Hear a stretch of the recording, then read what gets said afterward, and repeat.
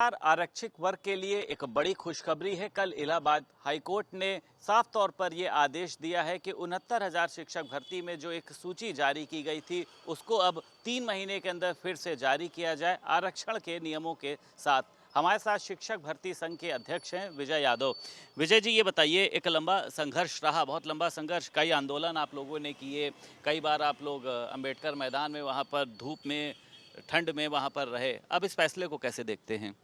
देखिए, सबसे पहले मैं भारत समाचार चैनल को धन्यवाद देना चाहता हूं कि आपने लगातार हमारी आवाज़ उठाने का कार्य किया। 2018 की भर्ती है 69,000 शिक्षक भर्ती। 2018 से शुरू हमारा संघर्ष 2024 के मध्य में आकर यहां तक पहुंचा है। जो फैसला माननीय हाईकोर्ट की डबल बेंच ने हमारे पक्ष में दिया है, उसको लेकर हम सभी बहुत उत्साहित हैं और ये उम्मीद कर रहे हैं कि सरकार कम से कम 6 साल बाद ही सही हमारी समस्याओं का संज्ञान लेते हुए इसी ऑर्डर को लागू करके हमारी नियुक्ति करने का कार्य करेगी। और ये समझिए कि इन 6 वर्षों में हम लोगों ने शारीरिक रूप से, आर्थिक रूप से, मानसिक रूप से बहुत कुछ झेला है और लखनऊ की जेल में 2 दिन हम लोगों ने सज़ा भी काटी है इसी भर्ती के चक्कर में और आरक्षण को लेके। और आरक्षण को लेके ये जो मामला था, इस पे माननीय न्यायालय ने बिल्कुल स्पष्ट तौर पे कहा है कि 1 जून 2020 को 69,000 शिक्षकों की भर्ती के लिए जो लिस्ट जारी की गई थी उसमें पूरी तरीके से आरक्षण के नियमों की अवहेलना की गई थी।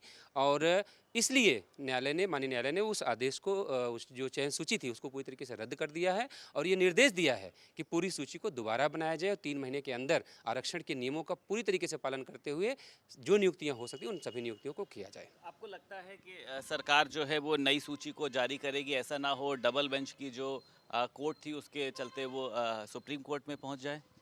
देखिए, हम इसलिए उम्मीद कर रहे हैं कि सरकार हमारे साथ खड़ी होगी क्योंकि माननीय मुख्यमंत्री योगी आदित्यनाथ जी ने 5 जनवरी 2022 को हमारी शिकायतों का संज्ञान लेते हुए हमारे 5 सदस्यीय प्रतिनिधिमंडल से मुलाकात करने के बाद बेसिक शिक्षा विभाग को निर्देशित किया था और 5 जनवरी 2022 को 6,800 आरक्षित वर्ग के लोगों की सूची आई थी, जिसको भारत समाचार चैनल ने चलाया भी था, आप लोगों ने भी इसको कवर किया था सर। तो हम उम्मीद कर रहे हैं कि सरकार कम से कम अब हमारे साथ इनजस्टिस नहीं करेगी और इस फैसले को लागू करेगी और लागू करके हमें न्याय देने का कार्य करेगी। ठीक है, उन्होंने ये कहा है कि दूसरी सूची को 3 महीने के भीतर में जारी किया जाए। तो विजय जी, लगता है आपको कि जो पहले के लोग हैं, जो पहले नौकरी कर रहे हैं उस पद पर, उन सीटों पर, उनको क्या बाहर किया जाएगा या कहीं पर समायोजित किया जाएगा?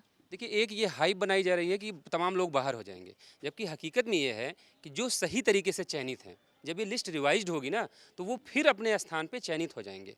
बाहर सिर्फ वो लोग होंगे जो अनैतिक रूप से संविधान के प्रावधानों का उल्लंघन करने के बाद चयन हुए थे, उनका चयन निरस्त होगा, वो बाहर जाएंगे और वो अपनी लड़ाई लड़ने के लिए स्वतंत्र हैं। वो सुप्रीम कोर्ट चाहे जहाँ जाएंगे, जो फैसला माननीय न्यायालय का है, कोई जो बेसिक शिक्षा नियमावली हमारी, जो आरक्षण सेवा की प्रावधान है हमारे उत्तर प्रदेश में, उसको कोई नहीं बदल देगा। तो सुप्रीम कोर्ट वो भी जाएँ, उनकी नौकरी बचनी चाहिए, वो जो भी करते हैं वो उनका विषय है। लेकिन हाँ, हम लोग इस बात को लेकर संतुष्ट हैं कि जो हमारी पहले दिन से मांग थी 2018 की भर्ती से, 6 सालों में जो हमने संघर्ष किया, ज़मीन पे, सड़क में, कोर्ट में, 2 दिन की जेल की यात्रा भी की, हम इस नतीजे पे आज यहाँ पे खड़े हैं कि हमें पूरी उम्मीद है कि अब सरकार हमारे साथ कोई ऐसा काम नहीं करेगी जिससे हमें और सफ़र करना पड़े। हम लोग उम्मीद कर रहे हैं कि जो नियुक्तियाँ हो भी चुकी हैं, सरकार उनको भी सुरक्षित करने का कोई ना कोई कार्य करेगी, क्योंकि वो जो नियुक्तियाँ हुई हैं उसमें किसी अभ्यर्थी की गलती नहीं है, चाहे वो जिस भी वर्ग के हों।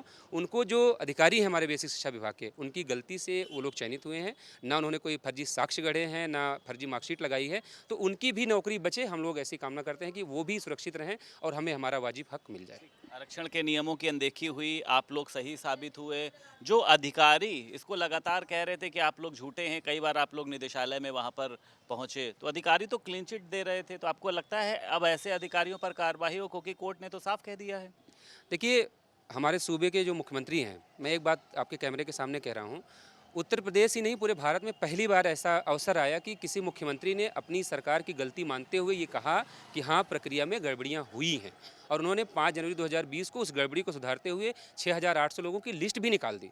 लेकिन ये वो अधिकारी थे जो नहीं चाहते थे कि हमारा भला हो, इसलिए ये मामला आज तक पेंडिंग रह गया। हमें पूरी उम्मीद है कि माननीय मुख्यमंत्री जी जब भी इस मामले का संज्ञान लेंगे, और चूंकि अब तो पूरा देश देख रहा है, जो माननीय न्यायालय ने कह दिया अब उसके ऊपर कौन जाके कहेगा, अब तो माननीय मुख्यमंत्री जी तक ये बात जाएगी और हम पूरी उम्मीद कर रहे हैं कि जो दोषी लोग हैं वो बख्शे नहीं जाएंगे। और हमारे यहाँ तो बुलडोजर की भी प्रथा है, हो सकता है जो दोषी अधिकारी हैं उनके यहाँ तक बुलडोजर पहुँचे। ठीक है, इस पर राजनीति भी होने लगी है। अखिलेश यादव ने साफ तौर पर कहा है कि मैं तो लंबे समय से कह रहा था कि आरक्षण के नियमों की अनदेखी हो रही है और अब जो नई मेरिट लिस्ट बनाई जाएगी उस पर हम लोग भी ध्यान रखेंगे कि किसी तरीके की गड़बड़ी ना हो।